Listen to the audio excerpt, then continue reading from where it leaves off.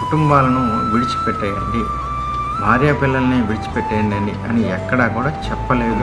అలాంటప్పుడు కుటుంబాలను విడిచిపెట్టమని, తల్లిదండ్రులు ద్వేషించమని ఎక్కడ ఉంది బైబిల్లో? కానీ బైబిల్లో దేవుడు ఎక్కడా కూడా ఆ విధంగా చెప్పలేదు. హైందవ గ్రంథాల్లోనే అలాంటి సందర్భాలు మనకు కనిపిస్తున్నాయి.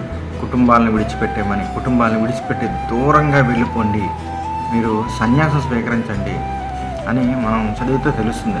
ఎందుకంటే చాలామంది సాధువులను మనం చూస్తుంటాం, సన్యాసులను మనం చూస్తుంటాం, కాషాయ వస్త్రాలు వేసుకొని తిరుగుతుంటారు కదా. ఆల్రెడీ పెళ్ళి అయిపోయిన వాళ్ళే కుటుంబాలను విడిచి, తల్లిదండ్రులని, భార్యను, పిల్లల్ని అందరినీ విడిచిపెట్టి ఎవరికీ చెప్ప చేయకుండా మరి వెళ్ళిపోయి సన్యాసులుగా జీవిస్తున్న వాళ్ళు మన హైందవ్యంలోనే కనిపిస్తారు. కావాలంటే మీరు చూడండి, హైందవ గ్రంథాల్లో భగవద్గీతలో కూడా కృష్ణుడు అర్జునుడికి చెబితే ఏమన్నాడంటే, భగవద్గీత 13వ అధ్యాయము క్షేత్రజ్ఞ విభాగ యోగం